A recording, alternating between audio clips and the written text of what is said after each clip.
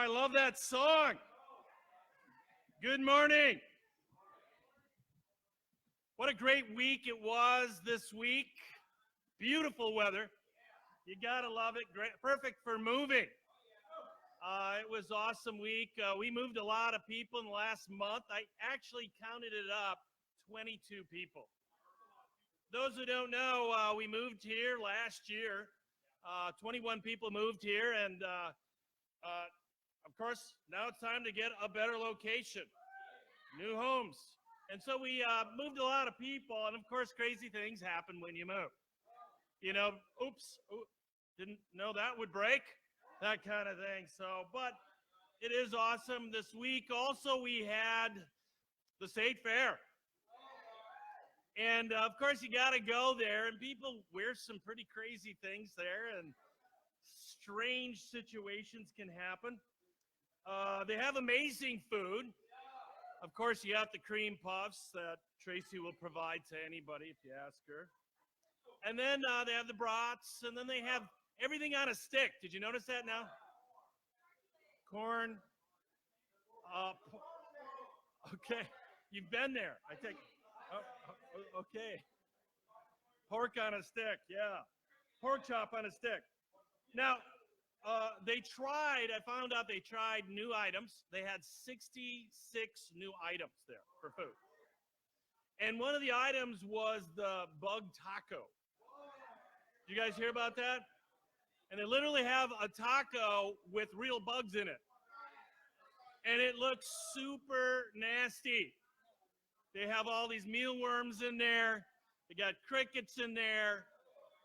And some of it's crunchy, but some of it's still a little soft. Yeah.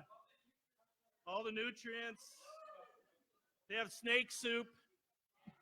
They had Twinkies, fried Twinkies, if you want to try that. But of course, my favorite is the pig races. Got to see it every year. And my favorite of the pig races is the Asian pigs, because they have short little legs.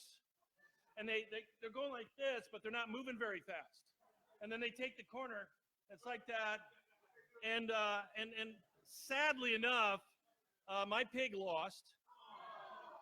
And right in the middle of the race, it decided it had to go to the bathroom. So there it is. There's my pig. Yeah, then he went the wrong way.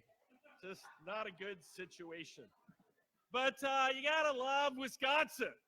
So many great festivals and all that. So last week I did a sermon on the pursuit of holiness. And I struck a nerve. A lot of people were coming to me and talking about it and all that. And I thought, I need to take a step back and talk about, before you can live that holy life, you gotta make some decisions, okay? And part of that decision is making Jesus Lord. Now, what I found over the years is everybody wants the benefits of Christianity, but not the commitment. And the title of the lesson today is the power of surrender.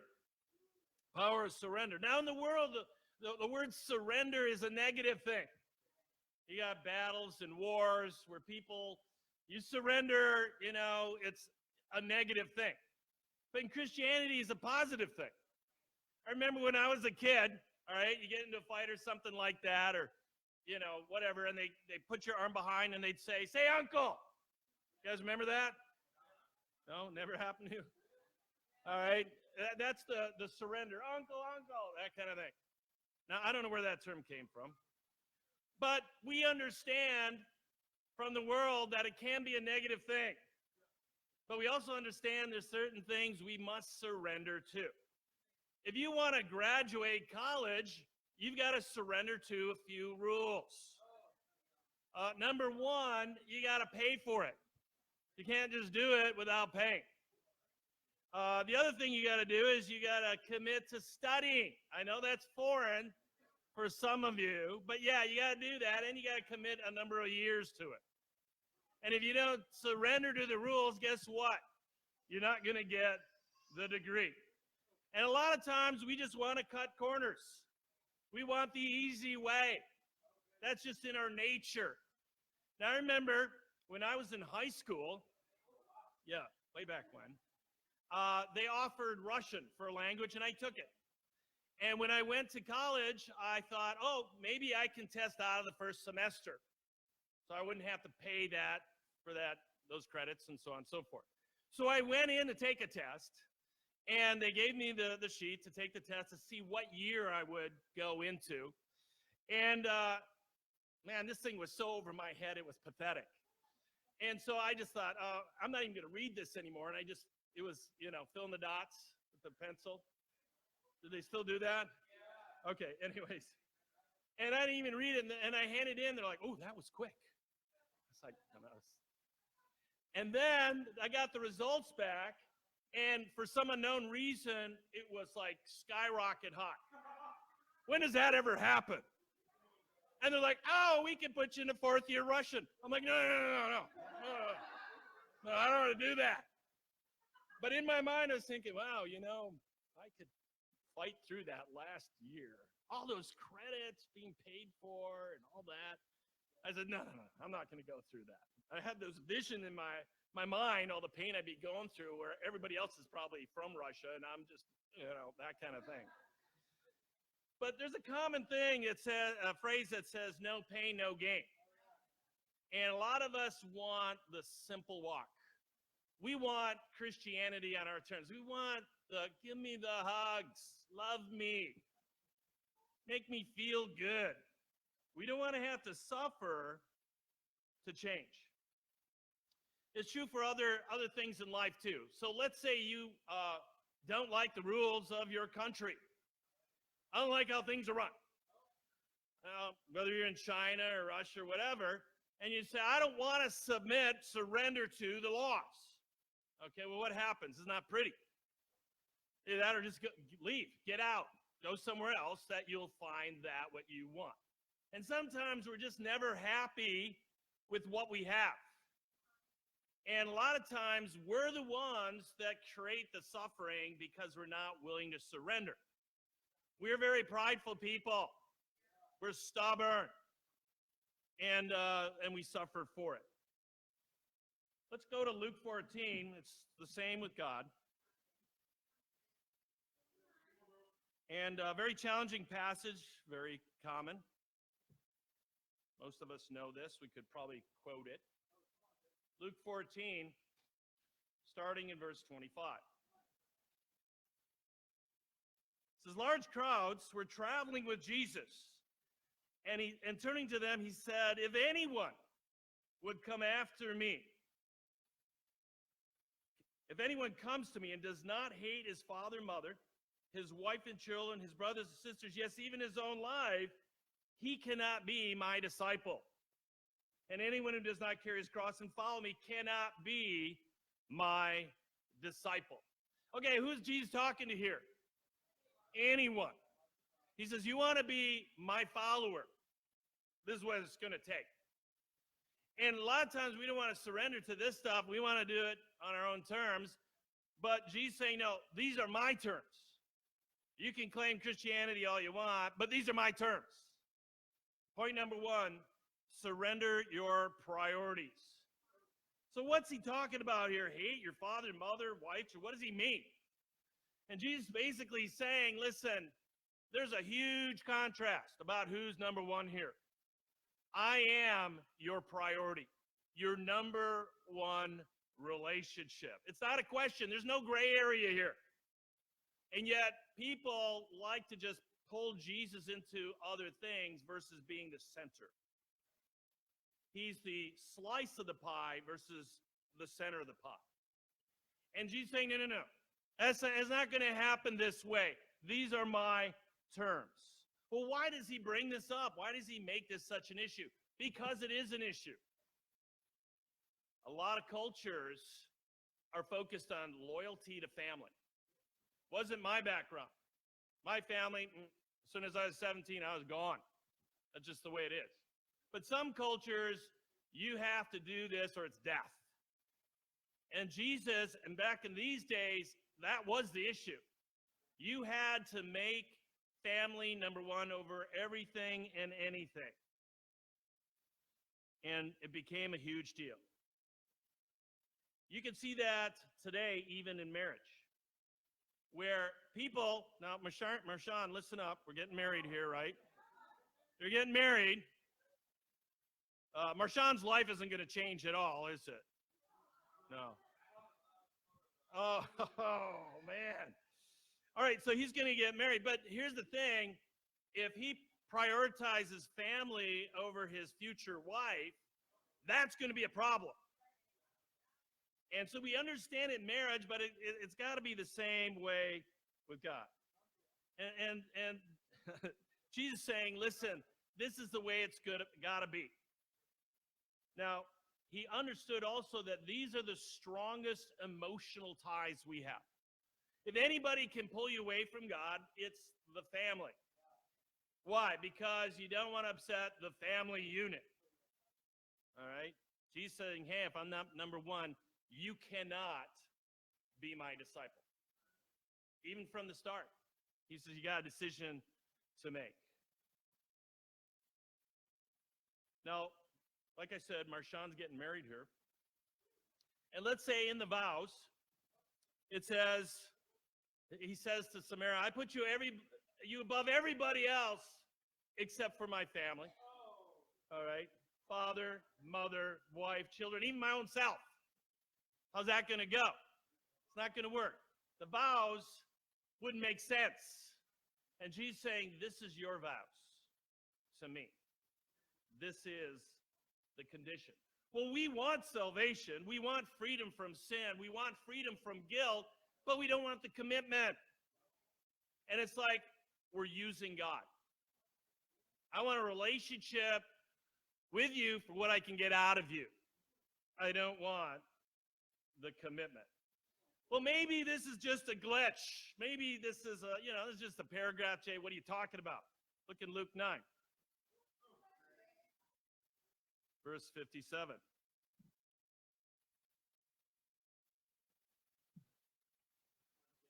Luke 9:57.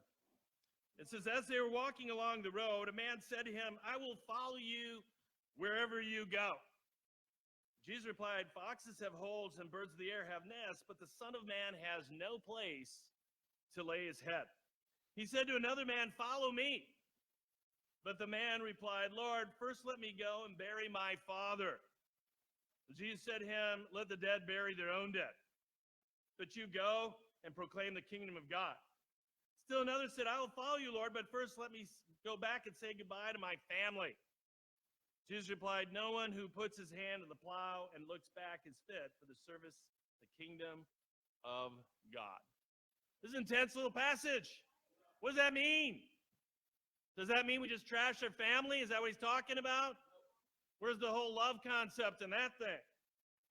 Well, the first guy says, hey, I will follow you. And that's really what relationships are about. There's got to be a walking together. And Jesus saying, you got to walk with me, but you know what? Foxes have holes, birds of the air. He's saying, this is going to be tough.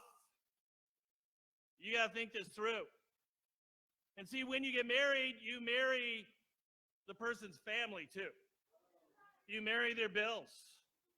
You marry all sorts of things come together here. And so you got to think twice. Hey, am I willing to commit to this? And she's saying, you become one with me, you're going to get persecuted. Because that's what happens to me. Do you really want to do this? People love you, but people will hate you. And they killed Jesus, and they killed 11 of the apostles. And see, a relationship with Jesus is not going to be an easy deal. The other guy says, he says to another man, follow me. But the man replied, Lord, first let me go and bury my father. Jesus said to him, let the dead bury their own dead. What does he mean by that? Well, back in the day, the whole idea in culture was that you stayed with your family. Even when you were married, you took care of your parents and you met their needs till they were dead.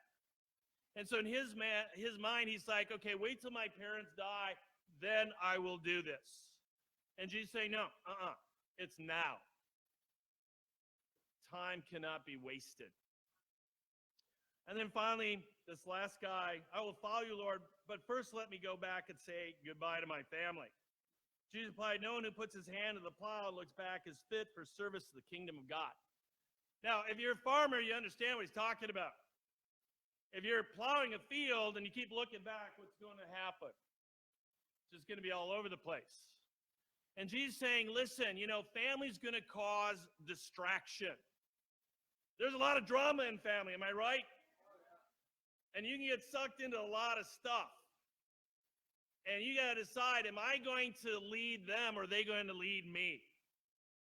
I'm going to move forward and I'm going to try to pull them in to move forward and to change their lives. And Jesus is saying, don't just throw your family to the curb. He's saying, listen, influence your family. Lead them by your life and not be pulled into what culture says or what other people say. And inspire people to do more, to be more. Love your family more. And Jesus taught people how to love. He's saying, hey, in the long run, your family's going to do better if you do it my way. Your family will try to get you to bend on your convictions. They're going to try to get you to do what they want because their lives are such that there's fears and there's all sorts of things, and they want help and they want you to help them. Nothing wrong with that, but you got to lead them and not get caught up in the emotion. I remember when I was a kid, actually I was 20-something, and I first started studying the Bible, and my grandmother laid into me. She said, you were born a Catholic. You were baptized. You're going to die a Catholic. Like, oh. And you don't want to mess with grandma, right? But here's the thing. That's what Jesus is saying. You got to put me number one above family. And you can get caught up in traditions. Now, the Catholic Church has changed a lot, but there's still a lot of traditions that I had to work through in my heart. I had to deal with issues in my heart. Recently, I had a close family member share with me some major issues and attitudes towards another family member. And I challenged her. I said, hey, and I used scripture and all that. And she said, you're right. And she changed. Wow. People listened to me. I couldn't believe it. But I think after a while, people will respect your life, that this isn't just a phase you're going through. This is commitment for life, forever, eternity. And when they see that you're solid, and they see the fruits of your life, the joy, the peace, the patience, the relationship, they see your kids, and aren't my kids awesome? They will listen. The question is, does your family control your walk with God? Jesus saying,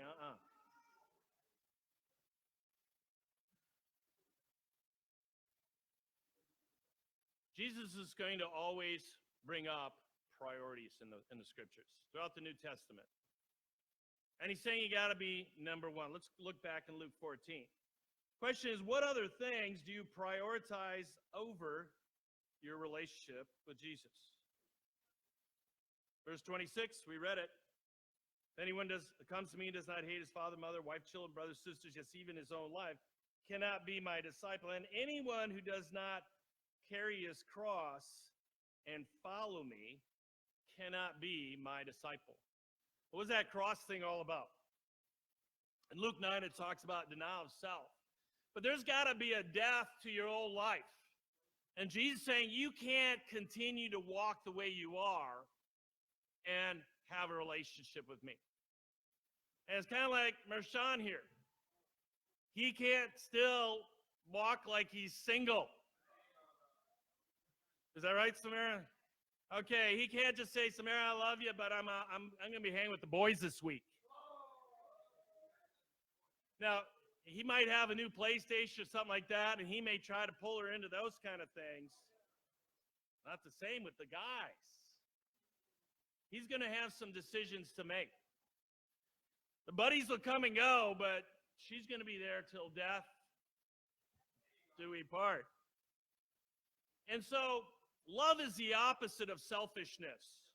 Cross was meant to kill people. He said, you got to carry you got to die to your old life. And if you're going to walk with me, you can't stay in sin. You can't prioritize the things you did in the world, because those are the things that damage you.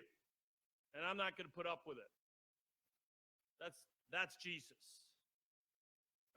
Maybe it's something else. Look in Matthew chapter 6. Getting kind of quiet in here. I don't know. Matthew chapter 6, verse 19. What is your treasure? Verse 19, do not store up for yourselves treasures on earth, where moth and rust destroy and where thieves break in and steal.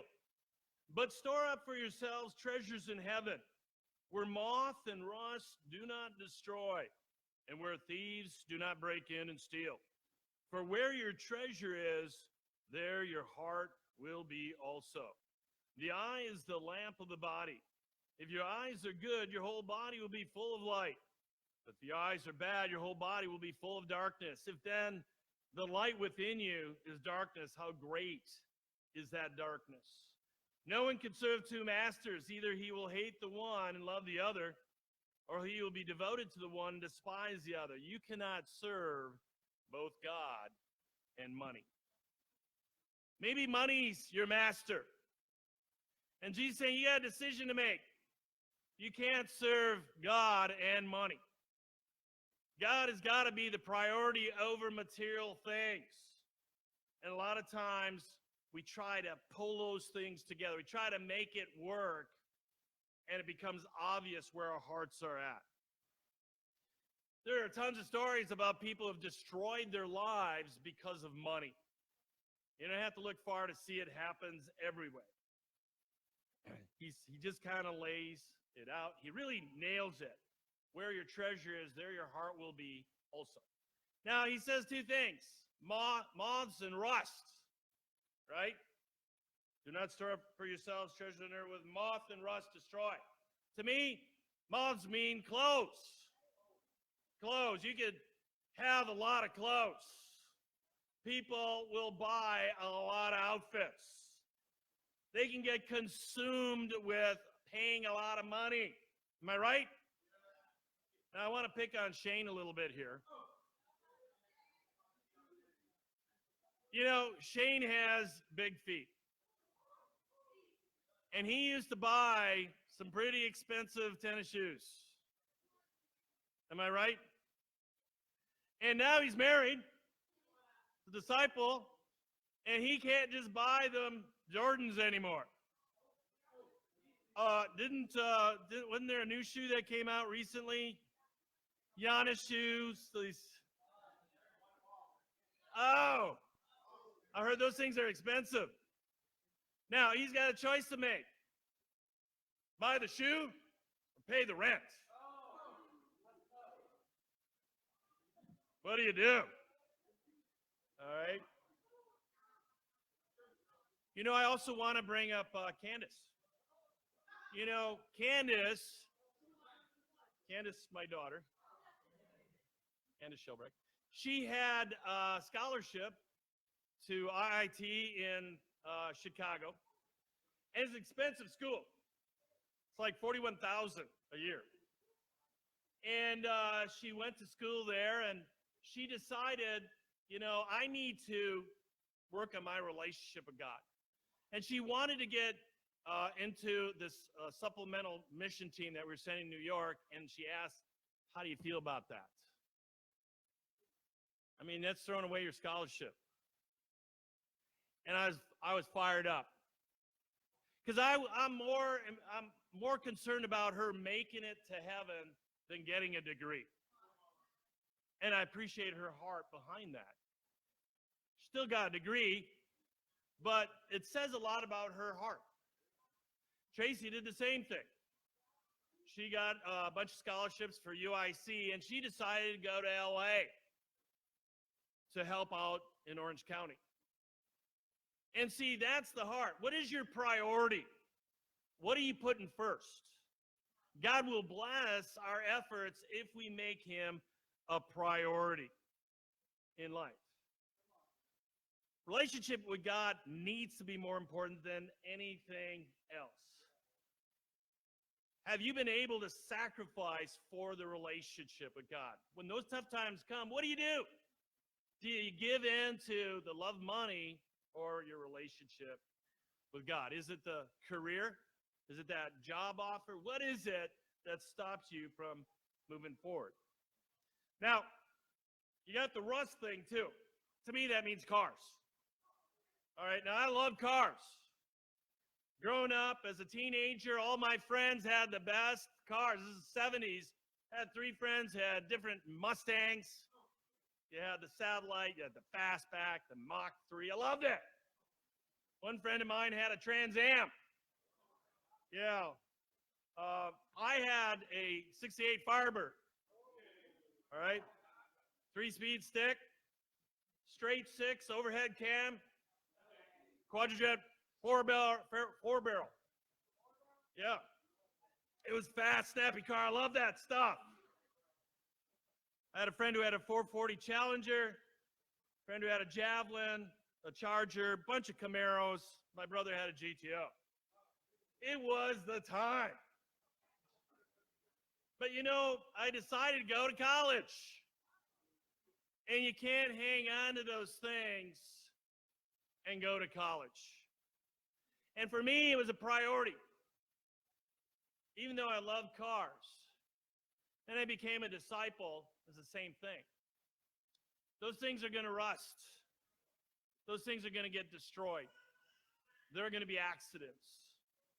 What is your priority? And for you to really walk with God, there's got to be a surrender in your heart. What is more important? If you hold back, that's going to be an issue with God. You can't expect the joy, the peace, the patience, all the things, and not surrender. Jesus says, you want a relationship with me? I am your number one relationship. You decide. You want to go to heaven? Okay, you decide. It is totally up to you. Let's go back to Luke 14. So what more can you surrender? Great question. I'm glad you asked. Luke 14, verse 31. So suppose a king is about to go to war against another king. Will he not first sit down and consider whether he is able with 10,000 men to oppose the one coming against him with 20,000? If he's not able, he will send a delegation while the other is still a long way off and ask for terms of peace. In the same way, any of you who does not give up everything he has cannot be my disciple. Wow, I didn't write this, these Jesus words. But what's he talking about here? Well, he's saying you're one king, I'm the other. And eventually, we're going to lock horns. You got to deal with this relationship. And if you're going to fight me, you're not going to win. I'm more powerful than you are. And he says, if you're not able to beat me, send a delegation, ask for terms of peace. And what are the terms of peace? Total surrender. That's the last line. Same way any of you does not give up everything he has cannot be my disciple. Those are very challenging words to Christianity today. People don't want to give up everything. It doesn't say you must be willing to. It says you do it. It's over. You've surrendered. And a lot of times you want to, 1 foot in, 1 foot out. We want to walk the fence. It's a miserable place to be. It's a guilty place to be. In the end, Jesus said it's unacceptable. Now, I've studied with a lot of ministers, and I've showed them this, and they agree with it, but they won't teach it because their members won't accept it. It's like, what are you talking about? This is Jesus' standard. You can't change it for what you want. Don't make the decision for them. What are you doing? Now, I looked up the word surrender, and it means to give up, to abandon, or relinquish, to submit. And it's what the Bible says making Jesus Lord is all about. A lot of people say it, but it's not a reality because they don't do it. And you can tell by their lifestyle. And like I said earlier, people look at it as a weakness. Surrender.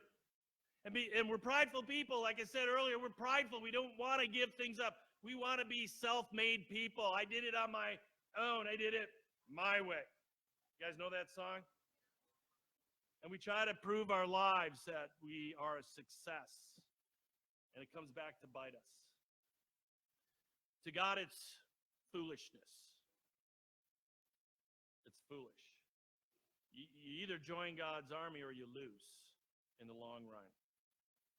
You know, there's a little story I'd like to read you. Yes, I know how to use these things.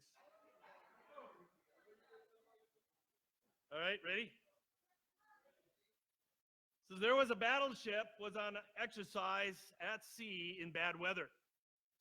The captain was on the bridge. It was foggy. Just after dark, the lookout spotted a light on the starboard side.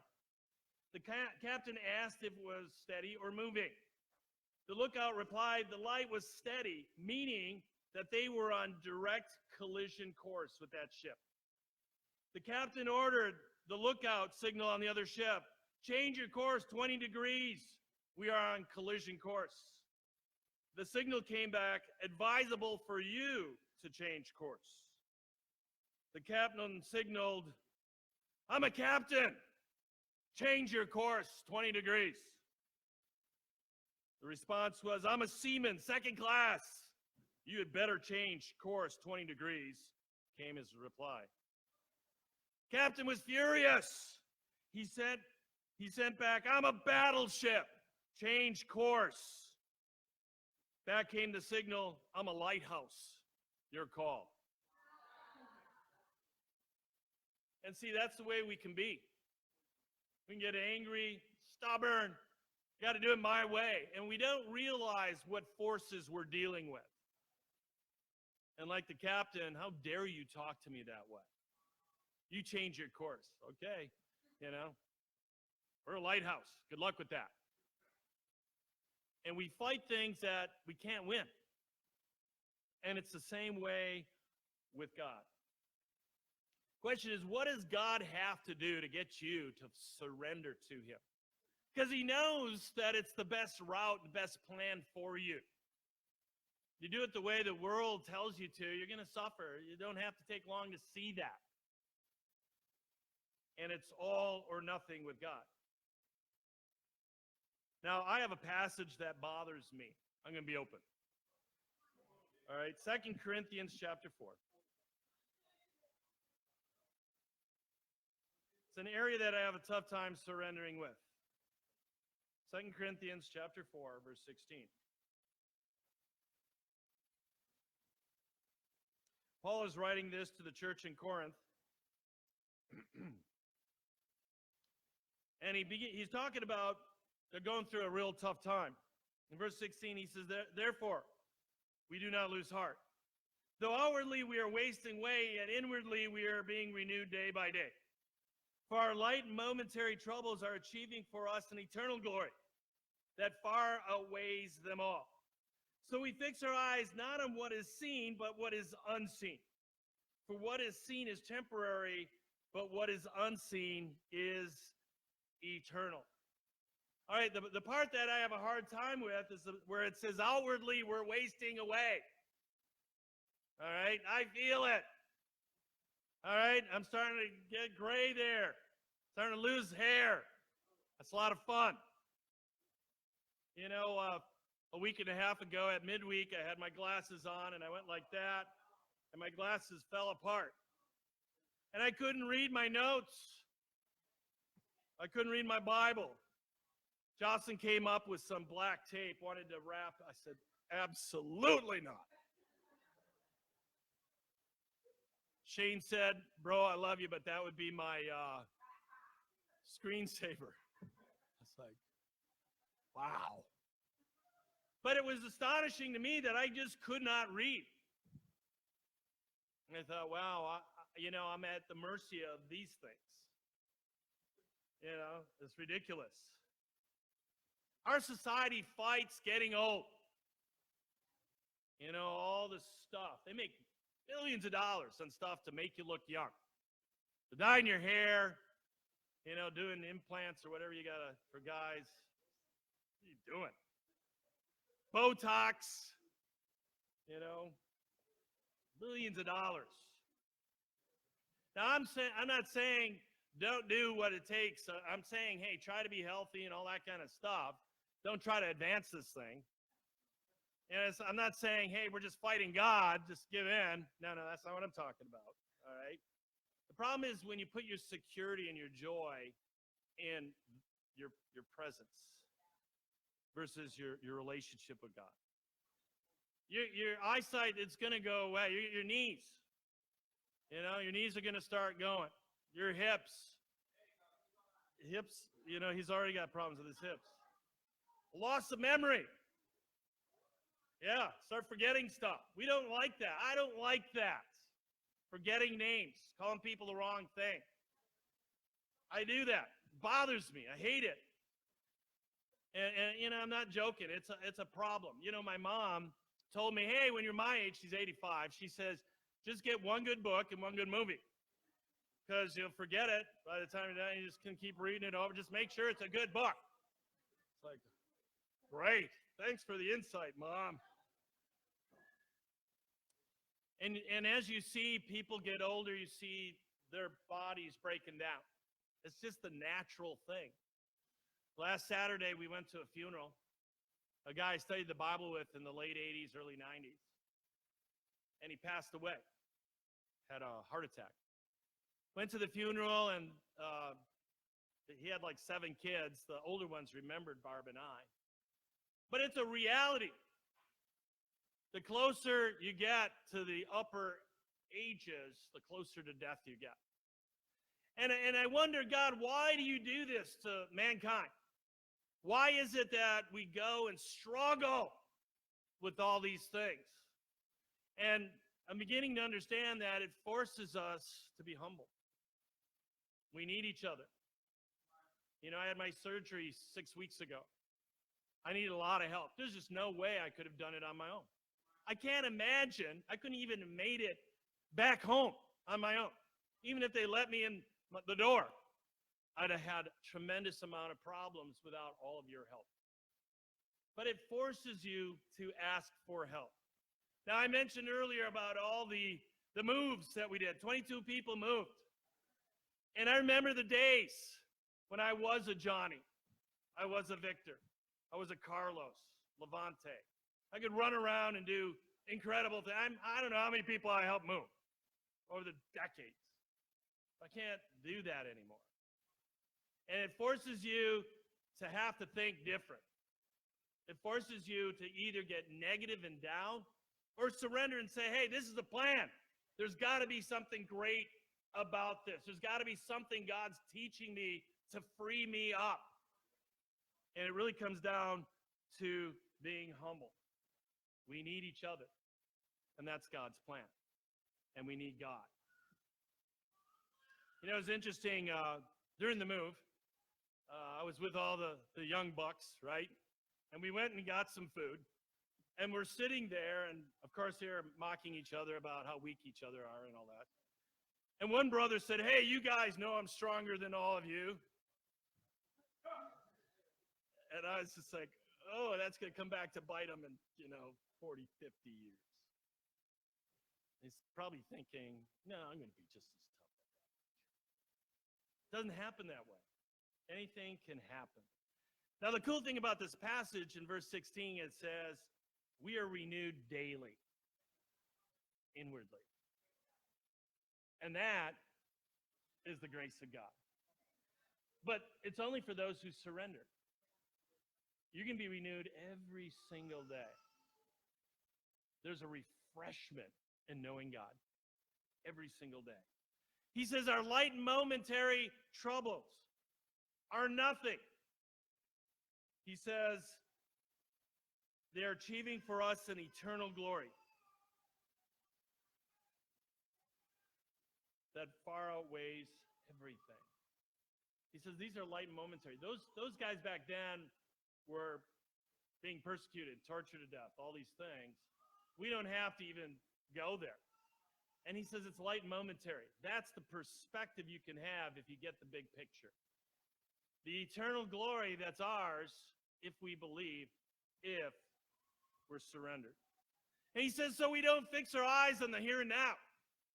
We fix our eyes on what's unseen, because that's the eternal. And the question is, have you trained yourself to do that? You got to surrender and think things the way that God thinks. There's a freedom in getting the big picture. I'm going to close out here with a question and a challenge. What are you hanging on to that you have not surrendered? What is that one area of your heart that you're not willing to give up? That maybe that one sin, that area of pride that you refuse to give up. And you're hurting others, you're hurting God. What is that? Define it and get the help. Surrender it over. Get the help, because you know what? It's not worth it. There's too many other people out there who are suffering. You have the answers, but you're not going to help them if you're not the example. And if you're not surrendered, you can't call people to be surrendered. And there is an eternal glory that you're going to receive if you believe and if you surrender. And to God be the glory.